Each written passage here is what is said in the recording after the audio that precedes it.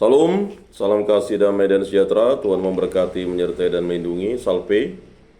Saya mengucapkan selamat Natal dan Tahun Baru untuk kita semua.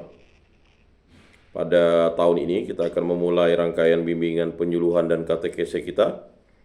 Semoga Bapak-bapak, saudara-saudara sekalian, di tahun 2024 ini banyak yang akan keluar dan siap melaksanakan pelayanan-pelayanan yang ada di sekitar bapak-bapak, saudara-saudara, terutama di keluarga, kemudian di lingkungan, di masyarakat, bahkan di negara ini. Dan yang paling utama, diingatkan kembali bahwa kita menjadi pribadi yang harus bertekun, tidak hanya baik, tetapi harus kudus. Untuk mencapai itu, kita harus pelayanan dan bekerja. Nah, itu yang harus kita penuhi. Dan keterampilan-keterampilan itu didapatkan dari apa? Dari kebijaksanaan yang kita lakukan baik di tempat ini maupun nanti kita mengambil kursus-kursus keterampilan untuk menyandang masa hidup kita di luar. Tidak menjadi pengemis atau peminta-minta, tidak menjadi beban orang, tetapi menjadi berkat bagi sesama. Nah, itu yang paling utama. Maka sebelum keluar itu persiapkanlah diri kita dengan baik dan jangan sampai hal yang baik itu kita sia-siakan. Mari kita buka dalam doa. Dalam nama Bapa dan Putra dan Roh Kudus. Amin. Allah Tritunggal yang Maha Kudus, kami bersyukur di hadapan-Mu, kami telah memasuki tahun 2024. Sudah 10 hari kami memasuki tahun 2024. Berkatilah kami agar kami diberkati dalam setiap usaha dan pelayanan kami, terutama untuk merubah diri kami, karena Engkaulah yang merubah diri kami menjadi baik, dan kami mencapai jalan kebaikan dan menuju kekudusan dengan segala upaya, terutama dalam doa dan pertobatan kami. Semoga di masa ini kami mampu menjadi berkat bagi diri kami, bagi sesama, dan bagi orang lain, karena Engkaulah yang memulihkan diri kami, karena Engkaulah yang memberkati kami. Jangan sampai kami dipisahkan daripada-Mu, dan jangan sampai kami melakukan hal-hal yang bertentangan dengan kehendak-Mu. Berkatilah pribadi lepas pribadi kami. Biarlah pada tahun 2024 ini kami semakin bertekun dalam pelayanan-pelayanan dan segala keterampilan-keterampilan, terutama untuk keterampilan rohani yang kami dapatkan di Gereja Rutan Okumene ini. Semoga kami yang menjadi pengurus selalu bertekun dan rajin, dan yang menjadi anggota terus mengasah diri kami untuk selalu setia kepada Yesus Kristus, Tuhan dan Juru Selamat kami. Semua ini kami serahkan perantaraan Tuhan kami Yesus Kristus yang hidup dan beraja, kini dan sepanjang segala masa. Amin. Dalam nama Bapa dan Putra dan Roh Kudus. Amin. Baik, Bapak-bapak, saudara-saudara yang terkasih, mari kita memasuki materi yang pertama di tahun 2024 ini. Kita mulai dengan materi kelanjutan dari sebelumnya. Kita masuk ke materi istilah gereja dalam kitab suci. Untuk menyatakan misteri gereja, kitab suci memakai banyak istilah dan lukisan. Dalam Injil kita menemukan istilah umat, kota, kerajaan, kandang domba, ladang, kebun anggur, jala ikan, kapal, perjamuan, dan sebagainya. Santo Paulus menyebutkan pengantin Kristus, tubuh Kristus, ibu, rumah, kanisah, sakramen. Istilah yang lazim kita pakai ialah gereja.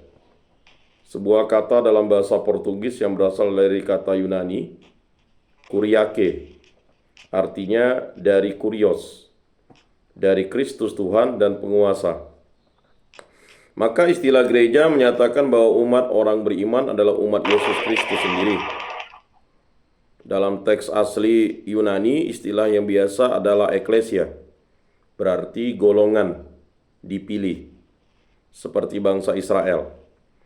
Menyatakan Israel yang baru, bangsa Allah yang dikumpulkan oleh Kristus melalui rohnya.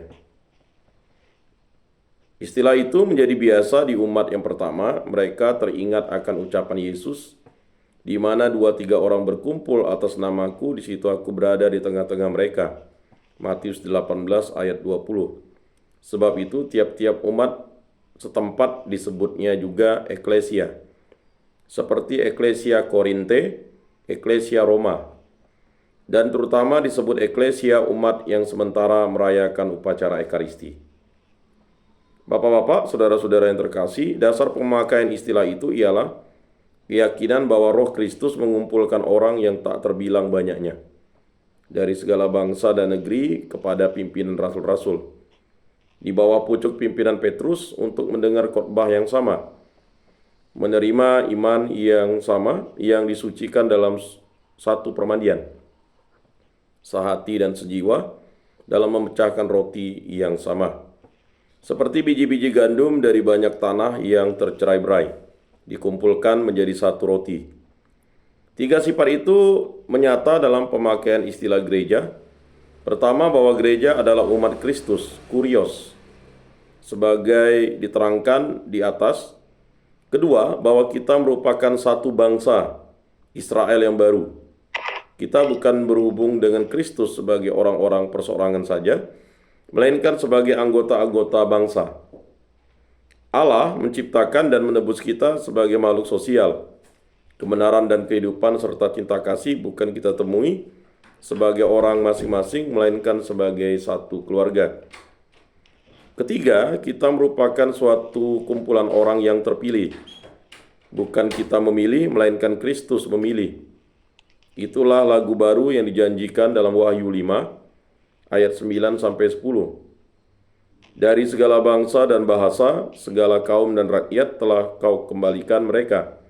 Mereka itu telah kau buat menjadi raja-raja dan imam-imam di hadapan Tuhan kita. Gereja adalah kurnia rahmat dari atas. Gereja dicintai oleh Kristus sebagai pengantinnya. Yohanes Pemandi menyebut Yesus pengantin, dan Yesus mengulangi sebutan itu. Rasul-rasul tidak perlu berpuasa selama pengantin masih beserta mereka, boleh senang dan gembira. Akan datang harinya mereka bersusah hati apabila pengantin sudah terambil dari mereka. Wahyu itu pengantin wanita akan berada sendirian. Waktu itu pengantin wanita akan berada sendirian dalam rindu besar. Rasa sunyi itu akan tinggal lama, sebab tidak pasti harinya pengantin akan kembali. Lalu bapa akan mengadakan perjamuan nikah dari domba, dan pengantin wanita telah selesai berdandan. Wahyu 19 ayat 7. Bapak-bapak, saudara-saudara yang terkasih, Kristus telah memperoleh pengantinnya itu. Belisnya ialah nyawanya sendiri, atau maharnya, atau ikatan kawinnya, atau hantarannya adalah nyawanya sendiri yang dikorbankannya untuk menyucikannya dengan permandian air dengan sabdanya, supaya gereja dapat dihantarnya kepada dirinya sebagai pengantin yang tidak bernoda. Efesus 5 ayat 26-27. Dalam cinta kasih dihiasinya pengantinnya menjadi baru. Pengantin wanita itu taat kepadanya sebagaimana istri kepada suaminya. Tetapi Kristus mencintainya sebagai tubuhnya sendiri. Sebab itu diasuhnya dan dipeliharanya. Sebab tak seorang pun benci akan tubuhnya sendiri. Pernikahan Kristus gereja menyatakan kemuliaan sakramen nikah di dalam Kristus. Juga umat Korintus disebut oleh Paulus pengantin Kristus. Aku cemburu terhadap kamu menurut kecemburuan Allah sendiri. Aku telah menghubungkan kamu dengan satu-satunya pengantinmu, yaitu Kristus, untuk menghantar kamu kepadanya sebagai seorang gadis yang murni. 2 Korintus 11 ayat 2. Sebab itu jangan mereka larut atau turut godaan seperti Hawa dulu, dan dengan demikian memutuskan janji setia kepada Kristus. Gereja disebut ibu. Di Galatia 4:26 menyebut umat gereja itu Yerusalem baru yang dari atas. itulah ibu kita. Bejana permandian itulah kandungannya, dan kita dilahirkan daripadanya oleh air dan Roh Kudus. Yohanes 3 ayat 5. Kita dilahirkan oleh ibu gereja dari Allah sebagai Bapa. Yohanes 1 ayat 13. Sebagai ibu, maka gereja melihat simbolnya dalam diri Maria, yang melahirkan yang sulung dari segala ciptaan. Dalam semangat pengabdian, aku ini hamba Tuhan, dan dalam semangat iman, berbahagialah engkau Maria, sebab engkau telah percaya. Lukas 1 ayat 38, Lukas 1 ayat 45. Gereja adalah ibu yang senang dari banyak anak. Mazmur 112. Banyak anak duduk dikelilingi mejanya, banyaknya sebagai tunas pohon zaitun. Mazmur 127 ayat 3. Tentang gereja dipenuhi ramalan Yesaya. Lihatlah dia yang dalam satu hari memang melahirkan suatu bangsa. Yesaya 66 ayat 7. Kitab Wahyu 12 melukiskan kepada kita gereja sebagai Israel yang lama dengan yang baru. Kristus pusatnya. Wanita di Wahyu 12 ayat 1 adalah umat Allah yang mengandung, tetapi dihadang oleh naga yang ganas ketika dilahirkannya anaknya, yaitu Mesias, yang akan memimpin segala bangsa. Wahyu 12 ayat 5. Tetapi anaknya diangkat kepada tahta Allah. Wanita berlari ke padang gurun, anak-anaknya dihambat terus oleh naga yang ganas itu. Tetapi Allah mengasuhnya dengan roti kehidupan. Karena naga tak dapat jaya terhadap kekuatan anak surgawi itu, maka ia menggerang atau menggarang terhadap wanita dan terhadap anak-anaknya yang lain yang melaksanakan hukum Allah dan bersaksi tentang Yesus. Wahyu 12 ayat 17. Bapak-bapak, saudara-saudara yang terkasih, gereja adalah ibu kita di tanah pembuangan ini. Ia melahirkan kita dalam sakramen permandian dan menyusul kita sebagai anak kecil dalam susu ekaristi. Sebab gereja adalah ibu kita, maka kita tidak senang mendengar sesuatu yang buruk dari gereja. Biarpun kita melihat cacatnya, kita dalam cinta kasih berusaha memperbaikinya. Roh Kristus memberi gereja nama ibu, dan Roh Kristus memberi kita hati dan pendirian terhadap gereja sebagai pendirian anak-anak terhadap ibu. Suatu perasaan yang tak dapat dicabut oleh hati kita selama ada iman dalam hati. Gereja adalah rumah kebaktian bagi Allah atau kanisa, tetapi rumah keluarga untuk mengadakan perjamuan ramai. Rumah dari batu-batu yang hidup. Rumah itu didirikan atas dasar rasul-rasul dan nabi-nabi, dan Yesus Kristus adalah batu penjuru. Di dalam dirinya seluruh bangunan itu berdiri erat dan menjulang tinggi sebagai kanisah yang kudus bagi Allah. Di dalam dirinya kamu turut dibangunkan dengan orang-orang lain menjadi rumah Allah di dalam roh. Efesus 2 ayat 20 sampai 22. Tidak lain dari suatu Paulus tadi, Santo Petrus menulis kepada orang beriman di seluruh Asia dalam 1 Pengkhotbah 2 ayat 4 sampai 5. Datanglah kepada batu penjuru yang hidup, yang dibuang oleh ahli-ahli bangun, akan tetapi dipilih dan dihargai oleh Allah.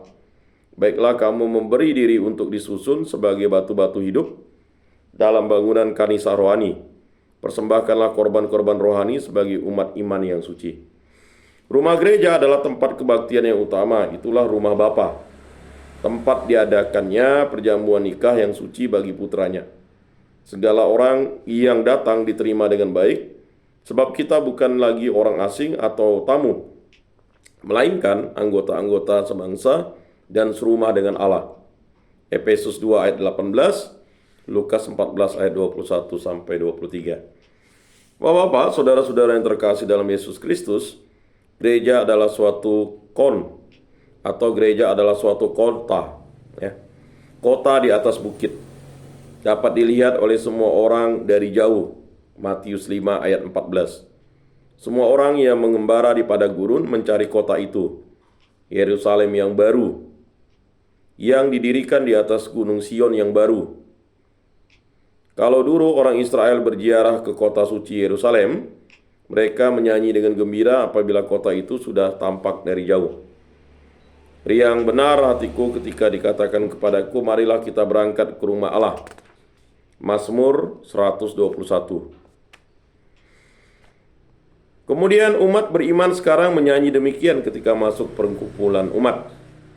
Yohanes di Patmos melihat kota suci, Yerusalem yang baru, turun dari Allah di langit ke bawah bumi, terhias sebagai pengantin untuk suaminya, dan terdengar suara dari atas, lihatlah, inilah kemah dari Allah di tengah-tengah manusia. Wahyu 21 ayat 1-2. Gereja adalah kapal. Pertama-tama sebagai kapal, gereja berada di tengah-tengah lautan, bangsa Allah di pelayaran menuju pelabuhan akhir.